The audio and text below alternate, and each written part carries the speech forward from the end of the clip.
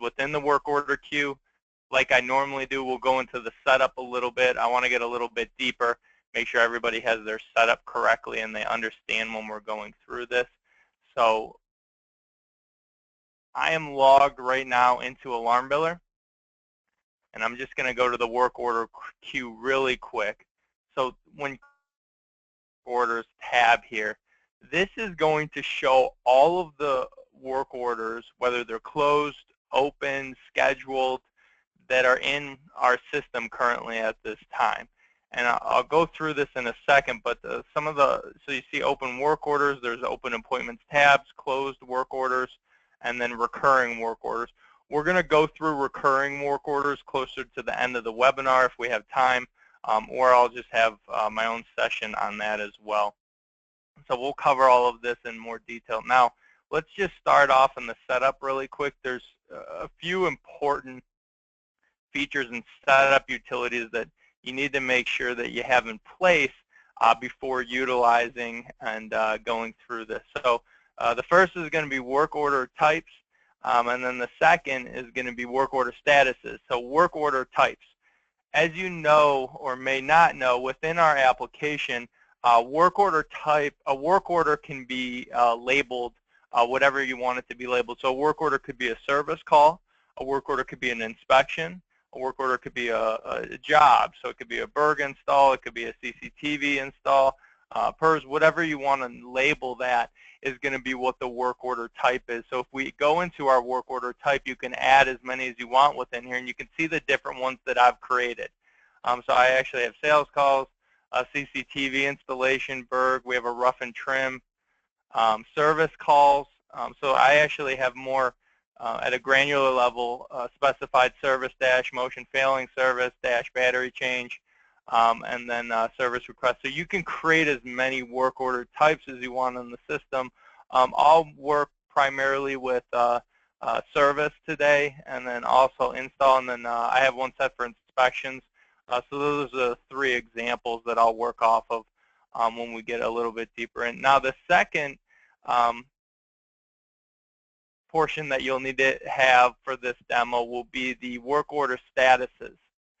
Work order statuses, and you can, I like to call these the different stages and progression or workflow as you're working through the work order can be set up as well.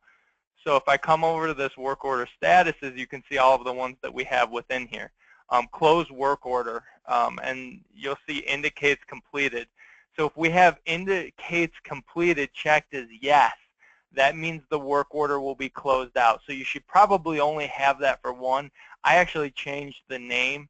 So you probably had a default one saying closed or something similar to that. I just changed this to closed work order. And then you have a couple other in here that are going to be important today. Ready to be billed, and we'll cover this in more detail. That's going to be one that you're going to want to add if you don't have it. This will be especially important if you have technicians that maybe aren't taking payments in the field, or the billing is all done through the office. So the technician will need to change the status to ready to be billed, and then you'll be able to work off of your work order queue, and we'll go through that in a second, to look through all these tickets and make sure that you're billing them out in an appropriate manner and timely fashion. Ready to schedule. This will be used heavily. I actually have ready to schedule as a default, and I actually have a couple within there. So those are the two places in the setup that you'll want to make sure that you have all those labeled to your company's look and feel and what you're comfortable with working with. Another area under company is also going to be defaults. And within the defaults, you will have some defaults. So whenever I create a work order, here's going to be the default work order type and work order status that are going to be created. So you see this one is actually, the customers can create work orders through the web portal. So here's some defaults for that. And then you also have a new work order status for any created within the application as well. Okay, so those are a couple of the default areas. Now really quick, I'm going to go into a work order here. And you can see here's the status, and then here's the type of work order. And whenever you're creating a work order or looking through a work order, you'll see, and I'm in edit mode within this specific work order, here's the type that's listed up top here. So I have that service motion failing, and if you pick the drop down, these all pull in from the defaults I just showed you. And then the status, this should be updated as you progress through the work order. So you can see there's an appointment, and this work order is scheduled. So it should be set as scheduled within the system. Now, if this technician, and I'm getting a little ahead of myself, but if this technician went through, filled out the work order, and put in all of his times, and he came to the end of the work order and said, hey, I need an additional part, he could always come into here, and he could set this as a go-back ticket, and he could change the status as go back, and then when you're in the queue, you'll be able to manage directly through that. Okay, so let's click out of these, and then let's go back into the work order queue. Okay, and now I'm going to go over some of the features that you'll see within the work order queue. So at the top here, I have all my open work orders. These are any open work orders in the system. So these are work orders that were created internally, or work orders that may have been created by your customers through the web portal. Okay, and those are all going to be listed here. Open appointments. Open appointments are any appointments that are created for a specific work order. So you'll see all of here are all of these open appointments, and you can see the color queue on the top. So all these green ones mean they're on site. If you had any blue ones in here, those means they've been dispatched. Dispatching meaning they're going to one appointment from a next, or they're, maybe they're leaving the office today to go to their first appointment. So that's their, basically while they're traveling, the dispatch would initiate that. Scheduled are gray, and then confirmed or declined.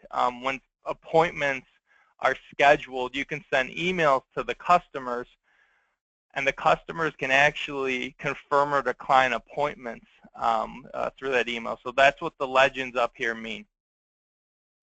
You also have your closed work order queue. All your closed work orders reference to an invoice that if an invoice was created, and you can see these blue links right here. These will actually drill into the work order. So if I ever want to click on these, it will open up this closed work order, and I could see all of the information pertaining to this specific install. Recurring work orders, which I will cover at the end. This is your recurring work orders queue. So these are all the recurring work orders that I have set up. It has the schedule within here, so some of these are appointment-based, which we'll touch in more detail quarterly, and when we're creating new recurring work orders, this is going to be the section up here which we'll create. We can generate the work orders based on the schedule and the next occurrence. And then also in my last webinar, we covered creating new work orders. So I won't go into too much detail today with that. Now, any of those tabs, you can export the data to Excel.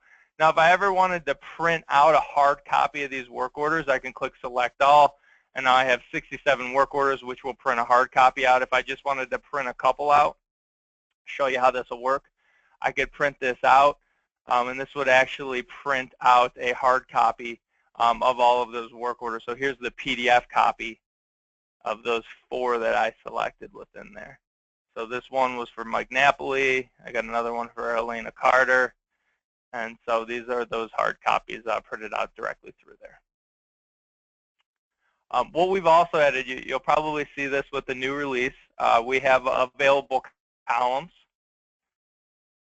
Available columns are different columns in the application. So if there's any columns within here that you don't want to see at this time, or you want to add, you can do that. I asked the developers to add in created date. So now if you see within available columns, you can see the creation date of a ticket. So if you have a policy within your office, when a ticket's created, they need to be scheduled by X amount of date, you'll now be able to track that. Or if you have a ticket created, it's been sitting in the queue for a while, you'll know when it was created, and you need to contact the customer or get that scheduled or take the necessary actions with that specific ticket. So that's what available columns will do for you.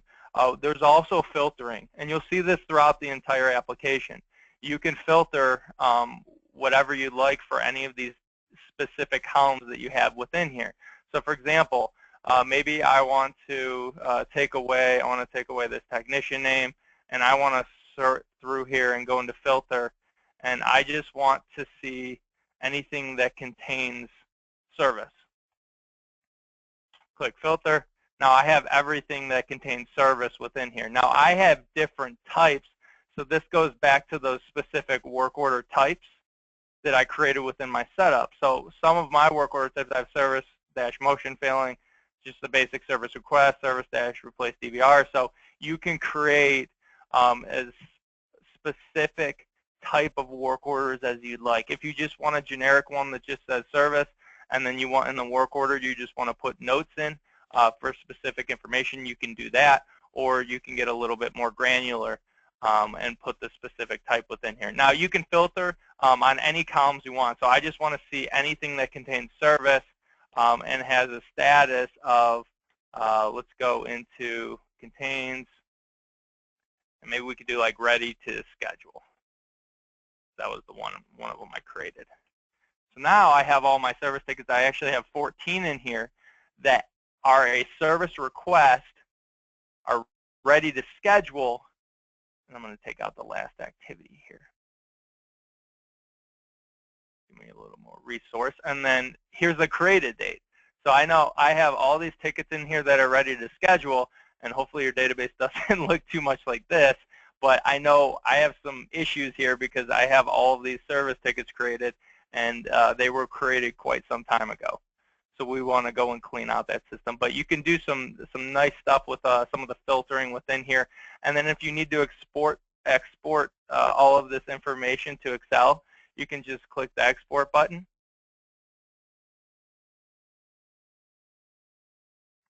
And here's all that. Here's all that data now. And this is going to show up right within Excel for you. I have my site addresses, the work order number, the ID, the type, service request, and then I have my different types. And so it's a little bit more, if you're a guru with Excel, you can do some neat stuff with some of your reporting within there as well. So now, I'm guessing a lot of people don't know about this feature, and it's really nice. We have what's called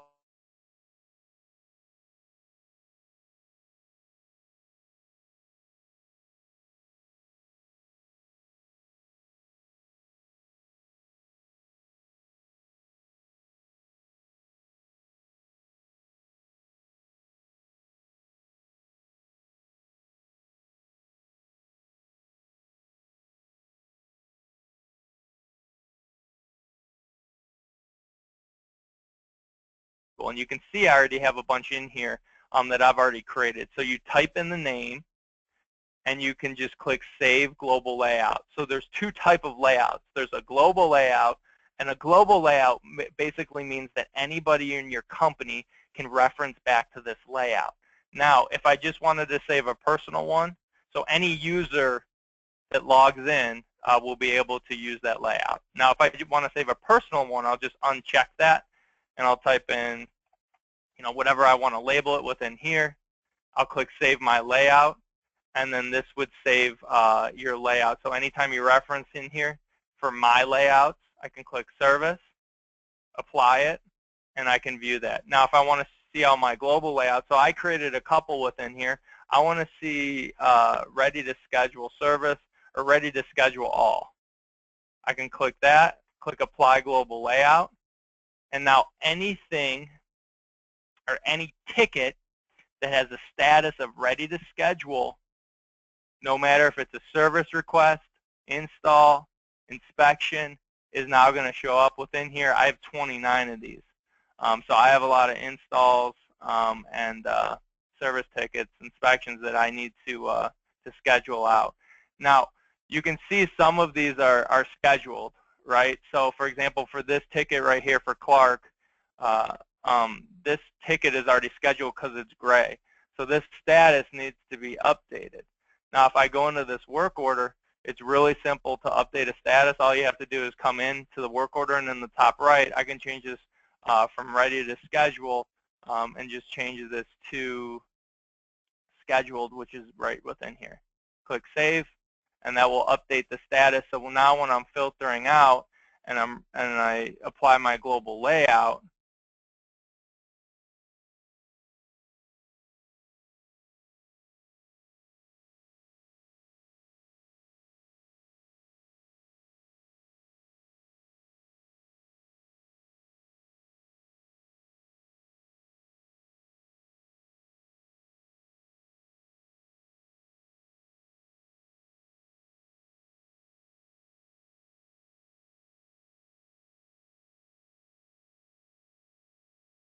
as a layout and reference back to this whenever you need to. Another one that's very important is ready to bill. Ready to bill would be used for companies that maybe you don't let your technicians do billing in the field, or maybe you let them, do billing just for service calls, but for install work, you want to have them set the status as ready to bill, and then within this queue, you'll go through all of those tickets and you can load this. And so every day or every week you're going through here, hey, I have 3 tickets right in here that need to be billed out to the customer within here. Okay, so I'm going to go over 3 scenarios right now. The first is going to be ready to schedule. So ready to schedule, I'm just going to apply one of my layouts here. So we're going to click ready to schedule service. I'm going to apply that global layout. And so here's a ticket that I have that said is ready to schedule for Ryan Sachs. So if I drill into that ticket, you can see there's no appointments. I have the notes in here. This was actually created through the web portal earlier. So Ryan, my customer, went through the web portal. He put this note in here, so I got that note. And then you can schedule this out. And in my last webinar, I talked about scheduling, so you can create a new appointment directly through here. Or if you go into your calendar, you can go into your calendar really quick. I can change this to ready to be scheduled, and it'll now sit in scheduled. I go to the calendar. I'm going to schedule this out for Tim really quick. And I can reference back to my work order number. I'm just doing this straight from the calendar. You could have done it right through here. And it's going to be ticket number 484. So we're going to go into here. We're going to say work order. And this was for Ryan Sachs. I already have the work order created, so I don't need to create a new work order from this appointment. And then here's that service request 484. Click Save. And now an appointment will be created for that work order within there. So here's that one I just scheduled. So now if you look on the calendar, here's the work order for that. And then, so this is scheduled within here. Now, when Tim's working through this work order, he can update his times. So if Tim didn't have access now to see maybe pricing, or you didn't want him to have access to build this out, he can just put in his times within here, click update. He's completed, and he'll have to change his status from ready to schedule now. So if your company says, we want the office to do the billing, he'll change the status as ready to be billed. He can go to the complete tab. So I take this, hey, Mr. Sachs, could you please complete this work order? Get a signature, Ryan. Can I take, and you can also have your technicians take a credit card in the field but not run the payment. So he can just come into here, he or she can come into here. They can select a card that's already on file or add a new card, and then they can put a note in here. Ryan would like to use MasterCard for payment. Okay, so I just put in a note within there. I'm going to click Save. So the service tech now will change the status and save that as ready to be billed. He or she is done. They click Save, and this will update this work order. So when you go back to your work orders queue, and you say, hey, I want to see my global layout of everything ready to be billed, okay, here's that work order now ready to be billed right within here. So let's just say we want to take a look at, we'll go into this specific work order right here. Okay, we're looking at Jimmy Conway. So Jimmy the gent, he's completed with this. I can come to the complete tab. I see that my technician Tim got the signature right in the field. And if I look at my notes, here's all the notes that Tim put in. He collected the credit card in the field and would like to use that for the remaining balance. So in the office now, you just say, I want to deliver the invoice. And I can change this from ready to be billed to close work order. You won't see the save button anymore, so that save button will disappear since this status, we set this as indicate close within the setup.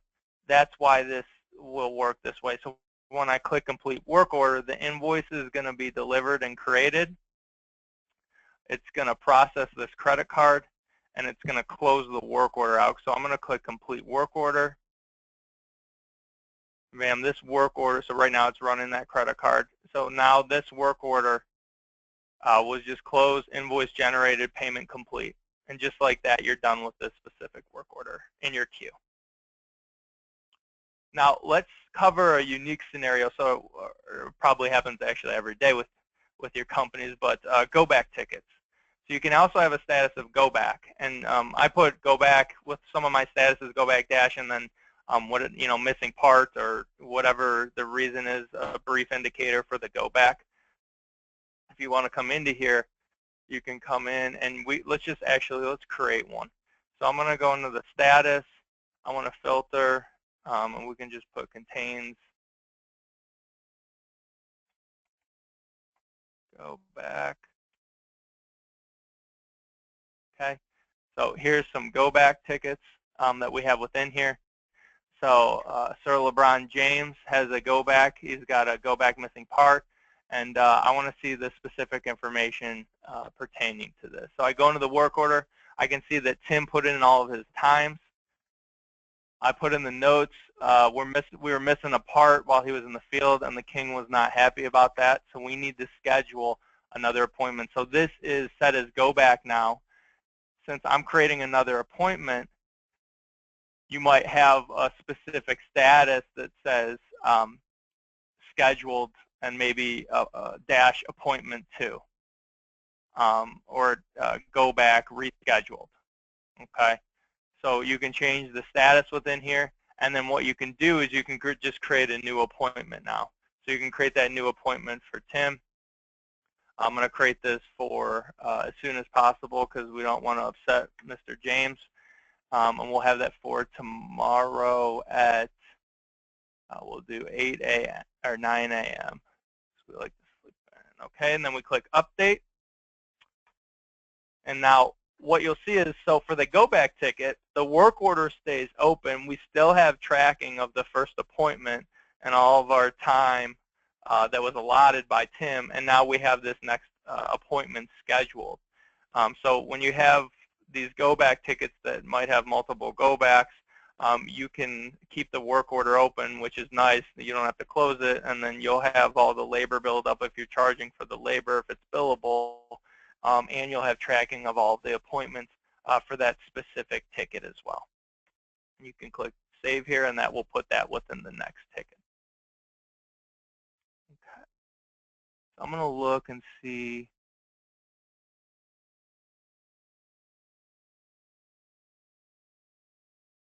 If I have any questions here really quick until we go into recurring work orders.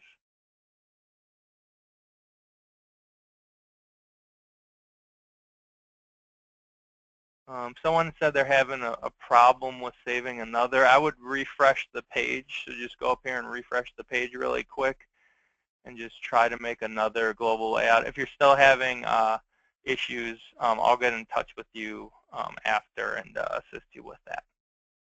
Okay. Also, one little quick thing while I'm here, notes. So you can see I actually created a critical note. So this was for a go back ticket. This is probably a good practice. If it is a go back ticket, I would have the technicians put in a note why and make it critical. So whenever you go into this work order, you'll see that note right at the top here. So missing part, the king was not happy. That's going to be a pop-up. So any critical note will pop up, and then if you need to edit, and then any standard note will not pop up, but it'll be just listed within this work order. Okay, so now we're going to go back into the work orders queue. I don't see a lot of questions coming in with that, so hopefully everyone understands. And if we do have any questions, you can start filling those in now, and we'll help you out with those at the end. So now we're going to cover recurring work orders. The recurring work orders, this is a queue of all of our recurring work orders within the system. And if I want to create a new recurring work order, I can just click New Recurring Work Order. And there's two types. There's a general basic recurring work order, and then there's what we call an appointment-based recurring work order. And there's a couple of setup features that you can actually do with the application to make this a little bit easier for scheduling. So we're just going to cover a basic recurring work order right now. I'm going to come into here. I can create that recurring work order for Ryan. You can pick the site that you want to do it for, and then the system if they have multiple systems. I click OK. And this is now going to allow me to generate a new recurring work order. Okay, so I'm going to pick the type here. You're definitely going to want to have the type be inspection or fire inspection, whatever your listed type is. And then ready to schedule would be the status I would have this at. Now the next occurrence is when this a work order is going to be created and when you need to go out to this specific customer. Schedule will let you know if we want this monthly, quarterly, annual, and I'm just going to pick quarterly for this one. And then if you want to pick a technician, you can, but you won't need to do that. So I'll cover the recurring appointment-based work orders right after this, and that'll give you more detail on that. Service levels, you might have a service level set as inspection. I don't have one set up, and we're actually going to have a full webinar on completing work orders and service levels because it's that important. So that'll be a separate one-on-one webinar that we will go through as well. Now I'm going to click Save. So I created this recurring work order schedule basically for Ryan Sachs. So there's no work order history because I haven't generated those yet. And if you come back to the work orders queue, so these aren't going to automatically generate. You'll be responsible every month or every week. You'll come in here, you'll click Generate Recurring Work Orders. You'll put the next occurrence will be within here and click Continue. Now what this will do is any occurrence that is on this date or before that hasn't generated a work order yet, it'll automatically generate a work order and it will throw it in your queue. And you know how I have the status of ready to schedule and inspection? Well, I'm going to create a specific global layout. So when I run this, I'm going to generate these. Now what that just did is it generated for all of these that I have set up within this queue that had a next occurrence of 2/2/2017 or before, it's going to generate that work order. So what you'll want to do is you'll want to create a custom grid layout, and it will be inspections ready to schedule, apply the global layout, and then here's all of the ones that I had within here. So here's that one that's automatically generated for Ryan Sachs. You can see it's set as ready to schedule. I didn't set a technician because I don't know who I want to schedule it for yet. But that will throw it into this specific queue, so you'll have all your inspections within there. Now, the only thing you'll have to do now, just like I showed you with the last work order, would be open up this specific work order. You'll create your appointment for this, and what will happen is once that's complete, the next this next occurrence will be reset for Ryan. You can see it was automatically done until 5/2/2017 because it's based on quarterly schedule. Okay, so that's a recurring work order. Now we also have in the system what are called, I want to cover the setup too, what are called appointment-based recurring work orders. So navigate to the setup really quick, and under company, you'll have employees. I covered this in my last webinar as well. Within here, you can create a queue that queue can be listed unassigned work order. Okay, I just created an employee, and I set that employee up, and you can see I flagged that employee as a technician. I just put the first name unassigned, last name work order. Okay, so that's set up within the system now. Now, when you go to the calendar, you can see here's that employee record since I said as a text, so unassigned work order queue. Now, you have two options. If you want to create an appointment-based work order, you can create one directly for a technician. So recurring work order, like you can see this one I already have created. This is an inspection. It's a recurring work order, and it's an appointment-based. So this is going to be scheduled for Adam every single time. Now, I could always drag and drop to another individual, but this is going to create an actual appointment on the calendar. Now, what you could do as well is you can put it in this unassigned work order queue. And so I can come into here. I want to say I want to create a recurring work order. I can pick the start and stop time. Excuse me. You can go into here and you can say I want this to be a daily, weekly, monthly. And if you set it up as monthly, very similar to your Outlook calendar, you can say I want this to repeat every 3 months on the first day, and the end point is never going to end. So this would be, in that scenario, this would be how I would set it up if it was quarterly. I'm going to create a new appointment-based recurring work order. I'm going to pick the customer. And you can just come into here. I'm going to pick, we'll do, oops, sorry about that.